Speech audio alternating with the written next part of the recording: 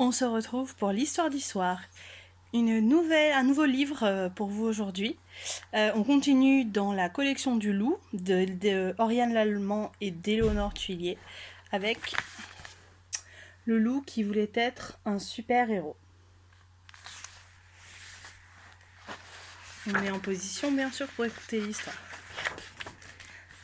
Un matin, en se regardant dans son miroir, Lou eut une idée. Et s'il devenait un super-héros? Ça serait fantastique, s'écria Lou. J'aurais un joli costume, je sauverais les gens et tout le monde m'adorerait. Au fond de lui, Lou se disait aussi que sa louve chérie serait très fière de lui.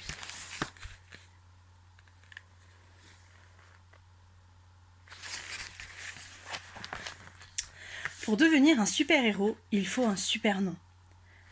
Comment vais-je m'appeler? Spider-Lou? Non, je déteste ces araignées. Bat-Loup? Super-Loup? Trop banal. Je serais... je sais. Super extra fabuleux. Pour devenir un super-héros, il faut quand même un super costume. Lou alla frapper chez Demoiselle Yeti. C'était une couturière hors pair.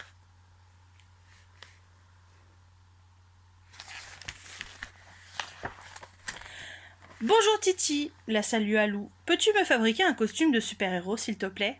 Toi? Un super-héros? Le taquina Demoiselle Yeti. Et quels sont tes super-pouvoirs? Lou réfléchit un moment, puis il répondit. Je ferai tellement rire les méchants qu'ils ne pourront plus se battre, et je les vaincrai facilement. Demoiselle Yeti rigola si fort que la maison manqua de s'écrouler. Un peu inquiet, Lou se dit qu'il devait apprendre à contrôler son super-pouvoir pour ne mettre en danger personne.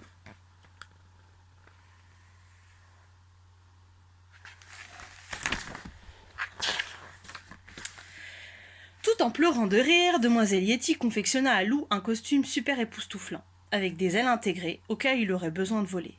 Avec toi, on ne sait jamais, dit-elle. Avec son masque et sa cape assortie, Lou était vraiment super beau.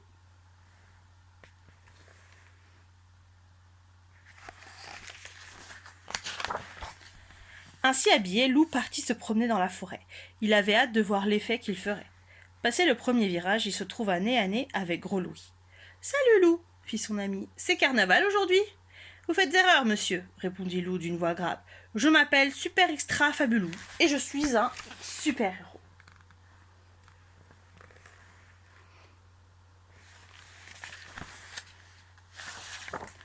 « Oh, pardonnez-moi !» s'exclama Gros Louis. « Mais alors, si vous êtes un super-héros, vous devez être super fort. »« En effet, » répondit Lou en bombant le torse. « Dans ce cas, pourriez-vous m'aider à ranger ce tas de bois?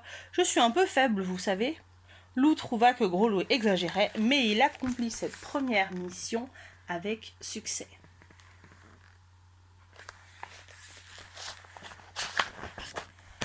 Pour être un super-héros, il faut quelqu'un à sauver. Sur son chemin, Lou aida 2 escargots à traverser et il rendit à ses parents un noisillon tombé du nid. Tout ceci est bien gentil, se dit Lou, mais il est temps de trouver une mission digne de moi.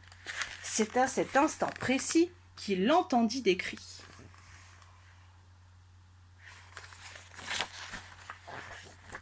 Sans perdre un instant, Lou fonça entre les arbres et déboucha près de la rivière. Louve et ses amis jouaient à la balle dans l'eau. « À moi !» criait Louve. Ni une ni deux, Lou plongea et traîna sa louve chérie jusqu'au rivage. « Mais qu'est-ce qui te prend, Lou ?» hurla-t-elle en recrachant de l'eau. « On s'amusait, c'est tout !»« Désolé, fit Lou. Je pensais que tu te noyais. »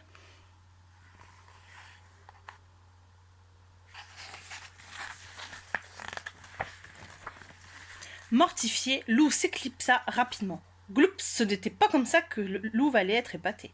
Il devait se rattraper et faire un coup d'éclat. Oui, mais quoi? Levant les yeux vers le ciel, Lou aperçut alors Joshua. Le pauvre, il était coincé tout en haut d'un arbre. « Tiens bon, Joshua, j'arrive !» lui cria Lou.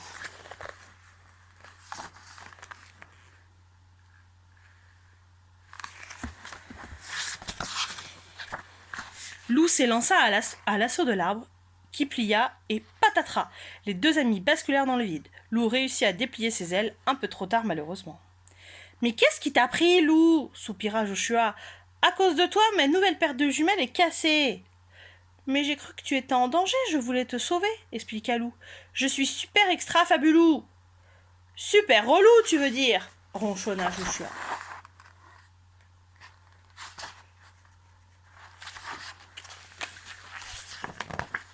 Museau bas, Lou se traîna jusqu'à la rivière. Il en avait assez de jouer les super-héros. C'était un vrai fiasco. Près de l'eau, la barque de Gros Louis se balançait doucement. Lou se glissa à l'intérieur et il s'endormit aussitôt. Bien mal lui en prit. Pendant qu'il dormait, le vent se leva et entraîna le petit bateau mal attaché dans le courant.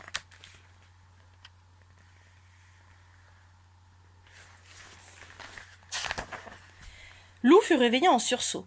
Prise de folie, la barque tournoyait dans tous les sens. « Ouh là là ! Il était dans un sacré pétrin cette fois. » Sur la rive, ses amis paniqués l'appelaient. « Lou, Lou, Lou !»« Mais misère, il n'a pas de rame !» se désola Louve. « Il y a une chute d'eau juste après ce bouquet d'arbres, il va se noyer.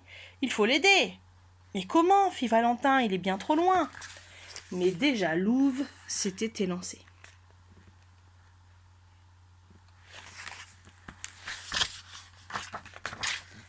Rapide comme l'éclair, Lou fila le long de la rive. Avec agilité, elle escalada un arbre et attendit que l'embarcation passe en dessous. Elle se laissa tomber et atterrit sur Lou. « Mais que fais-tu ici » cria Lou ébahi. « Je viens te sauver, voyons » hurla Louve. « Allez, ramons chacun de notre côté. »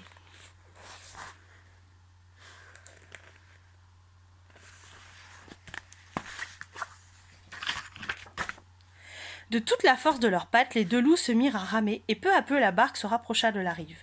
Quand ils furent assez près, Valentin se précipita pour les aider à accoster. Ouf, ils étaient sains et saufs.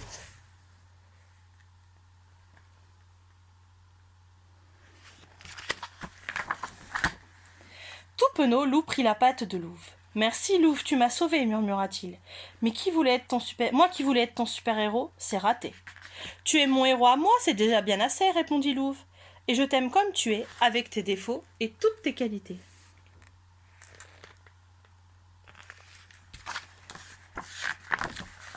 Et voilà pour l'histoire du loup qui voulait être un super-héros. Parce qu'en ce moment, on a besoin de nos super-héros. Bonne soirée!